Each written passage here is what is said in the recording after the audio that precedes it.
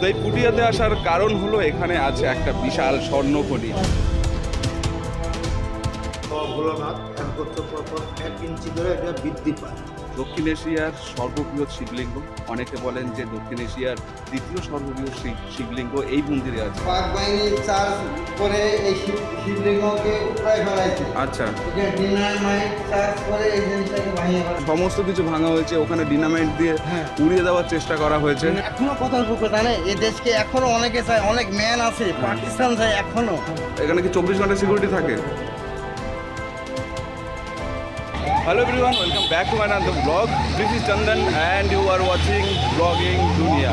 তো এখন আমি আছি রাজশাহী জেলা সদর থেকে প্রায় 34 কিলোমিটার উত্তর পূর্বে পুটিয়াতে। তো এই পুটিয়াতে আসার কারণ হলো এখানে আছে একটা বিশাল স্বর্ণখনি। আপনাদেরকে আজকে কিন্তু সেই স্বর্ণখনির সঙ্গেই পরিচয় করাবো। আমার সঙ্গে আরেকজন আছেন, তার সঙ্গেও পরিচয় করাবো। তো এখন আমি আছি এই পুটিয়ার রাজবাড়ি জাদুঘরের ঠিক মোড়ে। এখান থেকে আমরা যাব পুটিয়া রাজবাড়িতে। তো শুধুমাত্র যে পুটিয়া রাজবাড়ি যাব সেটাও না, এখান থেকে আমরা আরও একটা মন্দিরের সঙ্গে আপনাদের পরিচয় করাবো, যে মন্দিরটার ইতিহাস শুনলে আপনারা অবাক হবেন। তো চলুন, দাদার সঙ্গে আমি যাচ্ছি সেই মন্দিরে। তো আপনারা সঙ্গে থাকুন, আর যারা প্রথমবার আমার চ্যানেলে এসেছেন আগের বা পরের ভিডিও দেখুন, যদি ভালো লাগে তাহলে চ্যানেলটা সাবস্ক্রাইব করুন।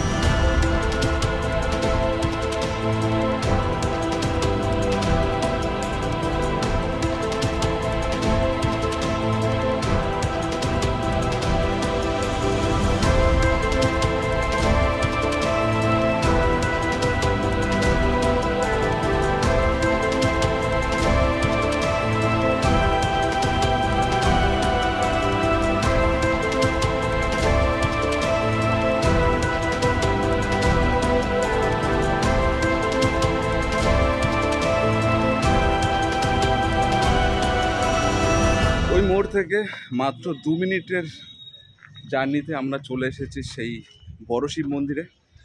এই মন্দিরটার কিন্তু আগের নাম ছিল ভুবনেশ্বর মন্দির। শোনা যায় যে দক্ষিণ এশিয়ার সর্ববৃহৎ শিবলিঙ্গ, অনেকে বলেন যে দক্ষিণ এশিয়ার দ্বিতীয় সর্ববৃহৎ শিবলিঙ্গ এই মন্দিরে আছে। তো আপনাদেরকে সেই শিবলিঙ্গকে দেখাবো, প্লাস এই মন্দিরের যে কারুকার্য, মন্দিরের যে অলংকার, মন্দিরের যে সাজসজ্জা আর মন্দিরের যে ঐতিহ্য, সেই ব্যাপারেও আপনাদেরকে জানাবো। অনেক চওড়া সিঁড়ি, আর এখানে লেখা আছে দেখুন, পাদুকা খুলে উঠুন, মন্দিরে পবিত্রতা বজায় রাখুন। তো আপনাকে কিন্তু জুতো এখানে খুলে উঠতে হবে। অনেকে উপরে খুলছেন, বাট আমি এখানে জুতো খুলে যাব। তার আগে দাদার সঙ্গে পরিচয় করাই। তো এই দাদা বাড়ি হচ্ছে রাজশাহীতেই। আমার সঙ্গে পরিচয় একটা ফেসবুক পেজ বঙ্গভিটা থেকে। তো দাদা আমাকে বলেছিলেন যে এখানে আসলে কখনো যোগাযোগ করতে। তো আজকে যেহেতু আমি এই পুটিয়াতে আছি, তো দাদাকে যোগাযোগ করলাম। দাদা আমাকে বাইকে নিয়ে আসেন। তো আমি দাদা বলছি ঠিকই, কিন্তু ইনি আসলে একজন অধ্যাপক কলেজের। তো দাদা, আপনি কোন কলেজের অধ্যাপক? আমি সঞ্জীব কুমার নিয়োগী, সহকারী অধ্যাপক, পুঠিয়া মহিলা ডিগ্রি কলেজ। আচ্ছা আচ্ছা। তো ছোট ভাই চন্দন দাসের সঙ্গে আসলে বঙ্গভিটার যে ব্লগ আছে সেই মাধ্যমে আলাপ। আমি তাকে এখানে আহ্বান জানাই আসার জন্য তার বাংলাদেশ সফরের মধ্যে। তো আমি খুব ভালো লাগছে আমার যে চন্দন ছোট ভাই আসলে অনেক ব্যস্ততার মাঝেও একটু সময় দিয়েছেন, পুঠিয়া এসছেন।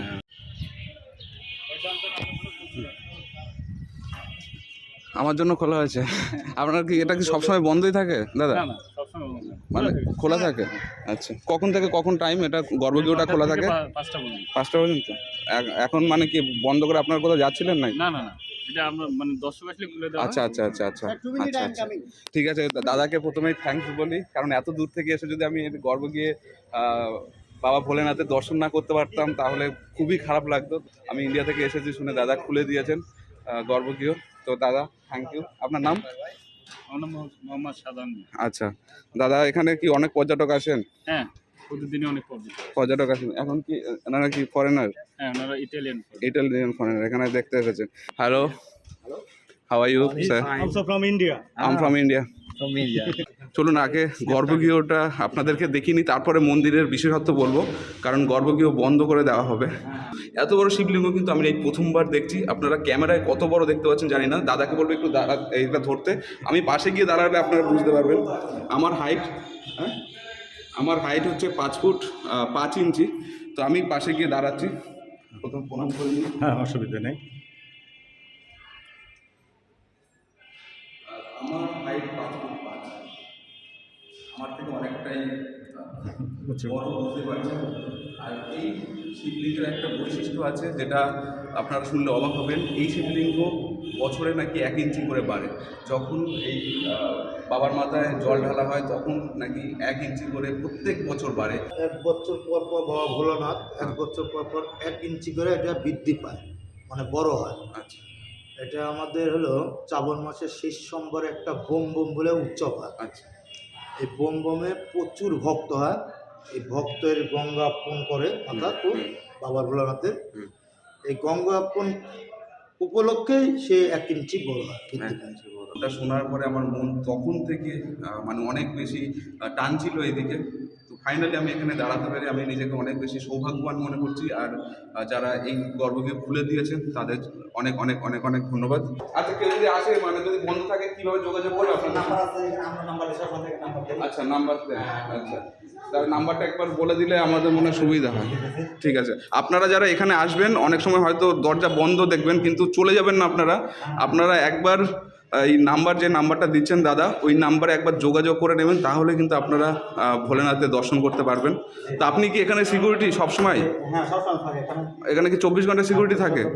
আচ্ছা, পুরোহিতের ফোন নাম্বার, এটা একবার আপনারা সেভ করে নিন। ঠিক আছে, আপনারা যদি কখনো এসে বন্ধ দেখেন গর্ভগৃহ, তাহলে আপনারা কিন্তু এই নাম্বারটাতে এসে অবশ্যই ফোন করবেন। ওনারা এসে খুলে দিয়ে যান, আবার পর্যটক চলে গেলে আবার বন্ধ করে দেন, মানে সবসময় খুলে রাখেন না। তো এটা কিন্তু খুব ভালো জিনিস। মানুষ এসে হতাশ হবেন না। আমি যেমন এত দূর থেকে এসে যদি আমি না খোলা পেতাম তাহলে কিন্তু আমার অনেক বেশি খারাপ লাগতো। তো চলুন দাদার সঙ্গে যাই। আর এখানে কারুকাজ দেখুন এই মন্দিরের। গঙ্গা জল অর্পণ করতে গেলে ঘুরতে হয় 7 বার। হ্যাঁ, এই যে সেই ঘোড়ার রাস্তা। আচ্ছা, এই ঘোড়ার রাস্তা, তাই তো? হ্যাঁ। আচ্ছা, এই গর্ভগৃহে ঢোকার কিন্তু 3খানা রাস্তা আছে। এখানে একটা দরজা আছে, আমি যে দরজা থেকে ঢুকলাম, আর ঠিক এই দরজার উল্টো দিকে আরেকটা দরজা আছে। এর সামনেই হচ্ছে দিঘি একটা। তো আপনাদের দিঘিটা দেখায় কত বিশাল।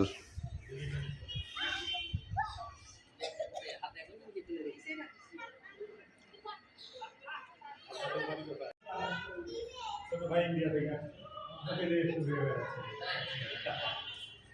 সেই ঘোড়ার রাস্তা আমরা ঘুরছি। আচ্ছা, এই রাস্তা থেকে সবাই ঘোরে, তাই তো, জল নিয়ে? কারুকার্য মন্দির, হ্যাঁ, রাস্তা সত্যি সুন্দর। এই যে সত্যি আর একটা দরজা দেখুন, চলে আসলাম। 3খানা কিন্তু গর্ভগৃহ ঢোকার 3খানা রাস্তা আছে। নিরাপত্তার স্বার্থে আসলে দুটো বন্ধ থাকে। আপনারা যদি এই মন্দিরে আসতে চান, এমনি সময় তো আপনারা যখন খুশি আসতে পারছেন, বাট আপনারা যদি সেই মানুষজন দেখতে চান, তাহলে শ্রাবণের 3য় সপ্তাহ বা শ্রাবণ মাসের শুরু থেকে 3য় সোমবার, হ্যাঁ, সেই সময় কিন্তু আপনাদের আসতে হবে। আমরা যেমন পায়ে হেঁটে তারকেশ্বর যাই, তেমনই এখানকার মানুষজন পায়ে হেঁটে এই মন্দিরে আসেন। 71 সালে কি ঘটনা ঘটেছিল কি? পাক বাহিনী চার্জ করে এই শিবলিঙ্গকে উপরায় ফেলাইছে। আচ্ছা, এখানে ডিনামাইট চার্জ করে এই জিনিসটাকে ভাঙিয়ে ফেলাইছে। আচ্ছা, আপনাদেরকে দেখাই, এটা কিন্তু এখনো স্পষ্ট সেই 71-এর সেই সময়কার। দেখুন এখানে ক্ষতটা কিন্তু এখনো স্পষ্ট আছে। এটা ডিনামাইট দিয়ে উড়িয়ে দেওয়ার চেষ্টা করেছিল, সেটা কিন্তু এখনো ভাঙা আছে, কিন্তু পারেনি। আপনাদের আরো একটা জিনিস দেখায়, যেটা দাদা বললেন, এই পাথরটাই শুধুমাত্র অরিজিনাল পাথর, যেটা ছিল এই মন্দিরের জন্মলগ্ন থেকে। হ্যাঁ, এই পাথরটা। তারপরে এই যে পাথরগুলো দেখতে পাচ্ছেন, এইগুলো আচ্ছা, আর এখানেও আছে অরিজিনাল পাথর, এখানেও কিছুটা আছে। এই যে এখানেও কিছুটা আছে, আপনারা দেখুন। এই যে লালচে রঙের যে পাথরগুলো দেখতে পাচ্ছেন, এগুলোই অরিজিনাল কিছুটা। আচ্ছা, মূর্তি ভাঙাও দেখাচ্ছে আপনাদের। আরে মূর্তিগুলো ছিল সেই রকম জিনিস ছিল। এশিয়া মহাদেশের মধ্যে বৃহত্তম, এশিয়া মহাদেশের বৃহত্তম মন্দির না শিবলিঙ্গটা? শিবলিঙ্গটাই, এবং শিবলিঙ্গ প্লাস মন্দিরটা। আচ্ছা, 71-এ যখন হামলা হয় তখন কিন্তু এই পাথরটা তো সব ভেঙে ফেলা হয়। আপনারা দেখতে পাচ্ছেন প্রত্যেকটা প্রতিকৃতি কিন্তু ভাঙা, প্রত্যেকটা মুখ, পা। হ্যাঁ, এখানে মূর্তি ছিল কোথায়? আচ্ছা,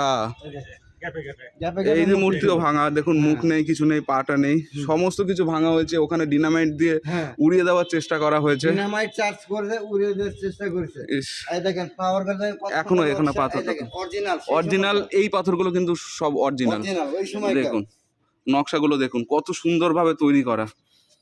যখন এখানে স্বাধীনতা যুদ্ধ হচ্ছিল আর কি, বাংলাদেশ স্বাধীন করার সময়, তখন পাকিস্তানি যে হানাদার বাহিনী ছিলেন, তারা কিন্তু এই মন্দিরকে ধ্বংস করার অনেক পরিকল্পনা করেছিলেন, যার জন্য এত কিছু এই বাইরের মূর্তিগুলো ভাঙা হয়েছিল, মধ্যে গর্ভগৃহে ঢুকতে পারেনি, তাহলে হয়তো শিবলিঙ্গ ভেঙে ফেলা হতো। এই জিনিসগুলো নষ্ট করছে, সব নষ্ট হয়ে গেছে সব। শিবলিঙ্গের মাথায় দুধ থাকতো আচ্ছা। ডাইরেক্ট এমনি এই মিল্ক ওয়াটার একেবারে ডাইরেক্ট পুকুরে নেমে যেত। এই আচ্ছা। যে একে একে ফেস্টিস। আচ্ছা, সেই সময়কার লেখা কোথায়? আরে এই দেখেন বাংলায় আছে, বাংলা লেখা আছে। দেখেন সেই সময় এই পাথরটা কিন্তু সেই সময়কার। জগমোহন দাস, এখানে দেখুন লেখা আছে, কি লেখা আছে আমি তো পড়তে পারছি না ঠিকঠাক। প্রথম বোঝা যাচ্ছে না, সাত প্রথম কাছে এসে বুঝে যাচ্ছে না, দূরে থেকে বোঝা বুঝে যাচ্ছে। শ্রী জগমোহন দাস বুঝতে পারছি, আর মুক্তার কিছু একটা লেখা আছে যেটা বোঝা সম্ভব হচ্ছে না, কারণ কালের নিয়মে এগুলো একদম স্পষ্ট হয়ে গেছে, ক্ষয়ে গেছে।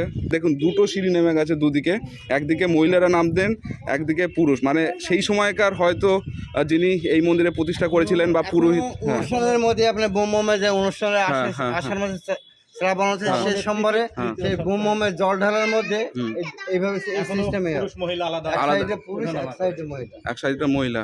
আচ্ছা, এই যে দিঘি দেখতে পাচ্ছি, এগুলো কি এখানে অনেক আছে? 6টা না 7টা দিঘি আছে? এগুলো চারিদিক সব রাজা। এটা হচ্ছে শিবচকি। আচ্ছা, ওই সাইডে আছে গোবিন্দ সাগর। আচ্ছা, ওইটা হচ্ছে শ্যামসাগর। আচ্ছা, চারিদিকে আছে, চারিদিকে মানে 6খানা দিঘি আছে এখানে। হ্যাঁ, দিঘি আছে। আচ্ছা, এখানে একটা বৈশিষ্ট্য হচ্ছে 6-এর সংখ্যার সঙ্গে একটা মিল আছে। এখানে 6খানা দিঘি আছে, আর প্রত্যেকটা দিঘি 6 একর করে, আর 6খানা মন্দিরও আছে। হ্যাঁ, পুরো এই রাজবাড়ির আশেপাশে 6খানা মন্দির আছে। আপনাদেরকে সেই মন্দিরগুলো ঘুরে দেখাবো। আর যেটা এই যে বিশাল মন্দির দেখতে পাচ্ছেন, এই মন্দির সেই সময়কার খরচ হয়েছিল 3 লক্ষ টাকা। রাজবাড়িটা পুরো দিঘি দিয়ে, 6টা দিঘি দিয়ে ঘেরা। ভেরি ইম্পর্টেন্ট জিনিস একটা। আচ্ছা, যাতে শত্রুপক্ষ না আসতে পারে। আরে এটাও কিন্তু একটা অসাধারণ একটা জিনিস জানতে পারলাম, যে এই রাজবাড়ি চত্বর, মন্দির টন্দির যা আছে সমস্ত কিছু 6টা দিঘি দিয়ে সম্পূর্ণভাবে ঘেরা। সম্পূর্ণটাই ঘিরে আর কি। এখানে কিন্তু একজন ট্যুর গাইড থাকা অবশ্যই দরকার, যিনি ইংলিশ বলেন। আছে? উনি একজন ছিলেন, সেটা বিশ্বনাথ দাস। উনি এখন বর্তমানে রিটায়ার্ড হয়ে গেছে। আচ্ছা, এই মন্দিরের প্রতিষ্ঠা করেছিলেন কে? ভুবনেশ্বর দেবী। হ্যাঁ, হ্যাঁ, এখনো কথা জানে এই দেশকে এখনো অনেকে চায়, অনেক ম্যান আছে পাকিস্তান যায় এখনো, যার 30 লক্ষ ইজ্জতের রক্তের বিনিময়ে, 2 লক্ষ নারীর ইজ্জতের বিনিময়ে এদেশের স্বাধীনতা। একদম। আমরা ফার্স্ট টু লাস্ট পর্যন্ত আমাদের মানে লিবারেশন পিরিয়ডের সব কিছু আমাদের হিস্ট্রির মনে আছে। তখন আমরা ক্লাস 6-এর ছাত্র, এবং আমার সব কিছু মনে পড়তে হাফ প্যান্ট পরনে। আপনারা কোথা থেকে এসেছেন? চাপাই নবাবগঞ্জ। এটা কি প্রথমবার? ও আচ্ছা, এখানে আসা হয় সব সময়? এখানে যখন মার বাড়ি আসি তখন আসি। কেমন লাগে এখানে আসলে? এখানে আসতে তো আমরা স্থানীয় মানুষ, আমাদের তো ভালো লাগবে। আমার মার বাড়ি রথ মন্দির। ওই যে রথ ওই পারে আছে। আচ্ছা, এখানে কি প্রতিমা আছে না কি নেই? এখন প্রতিভা নাই। এখানে পুজো আর্চাও হয় না? না, উপস্থিত হয় না। ওই যে রথ এক জায়গাতে টেনে এনে এক জায়গায় রাখে না। আচ্ছা আচ্ছা আচ্ছা আচ্ছা ওইখান থেকে রথ আসে। আচ্ছা, ওখান থেকে রথ এসে এখানে রাখা হয়, তাই তো? তারপরে উল্টো রথে তো আবার উল্টো রথে এখনো কি হয় সেটা? হ্যাঁ, এখনো হয়। রথ হয় ওখানে, রথ ওই রাজবাড়ির নিচে আছে। আচ্ছা, ওখান থেকে এখনো আসে এখানে? না, এখন এখানে আসে রোডে যায়। ও আচ্ছা, রোডে যায়। বিশ্ব রোডের ওখান থেকে যায়, আবার ওখানে যায়। বড় ধরনের রথ তো চারদিকে রাউন্ড। মন্দিরটা একটু ভালো করে দেখাও। আচ্ছা আচ্ছা, এটা হচ্ছে রথ মন্দির। পাশাপাশি যে অবস্থা। আপনার নাম কি আঙ্কেল? আমার নাম শ্রী জয়নারায়ণ দত্ত। আপনার সব পরিবার এখানেই? হ্যাঁ, সব পরিবার এখানে আছে, আমরা ভালোভাবে থাকি আর কি। আচ্ছা, আমাদের কোনো সমস্যা এখানে অসুবিধা কোনো? না, কোনো রকম অসুবিধা। অল সাইড আমাদের খুব আনন্দের মধ্যে থাকি। আমাদের ছেলেরা বিশাল দুর্গা পূজা করলো এখানে। আচ্ছা আচ্ছা, বিশাল আকারে দুর্গা পূজা করলে আমরা ভালোভাবে থাকি। আমাদের কোনো সমস্যা নেই। মুসলিমদের কোনো না সমস্যা? না, মুসলিম আমাদের কোনো মিলেমিশে থাকছেন সবাই?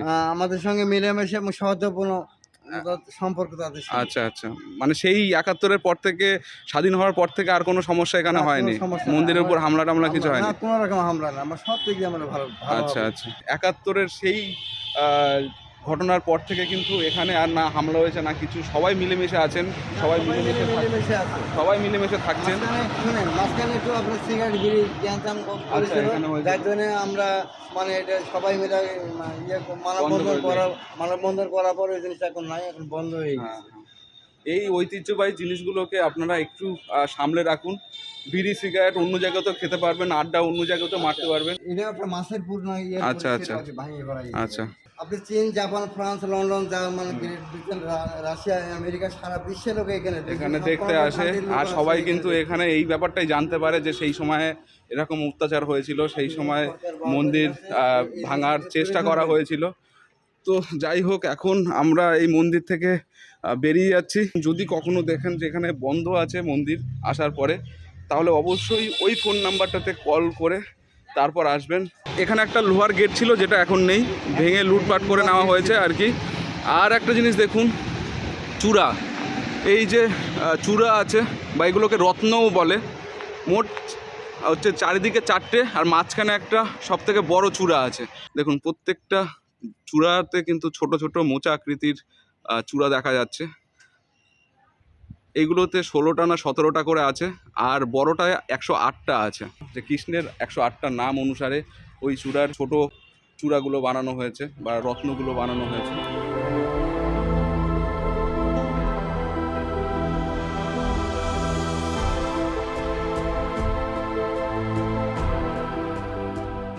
তো অবশেষে আমরা বড় শিব মন্দির থেকে চলে যাচ্ছি। তো আমরা আরও সামনে যাচ্ছি, আরও কিছু জায়গা আছে, সেগুলো আপনাদেরকে দেখাবো। তবে এই ভিডিওটা আমি আলাদাই করছি, তাই এই ভিডিওটা আমি এখানেই শেষ করছি। আপনারা ভালো থাকুন, সুস্থ থাকুন, পরিবারের প্রতি খেয়াল রাখুন। আর যদি কখনো বাংলাদেশে আসেন বা বাংলাদেশের বিভিন্ন জেলাতে থাকেন, তাহলে অবশ্যই এই মন্দির থেকে একবার হলেও ঘুরে যাবেন। খুব খুব খুব ভালো লাগবে। আর আপনাদের সঙ্গে কথা বলতে বলতে চলে এসেছি দোল মন্দিরে। এখানে মোট 6খানা মন্দির আছে, যেটা আপনাদের আগেই বলেছি। তো ভিডিও শেষ করার আগে আপনাদেরকে দোল মন্দিরটা একবার দেখাই।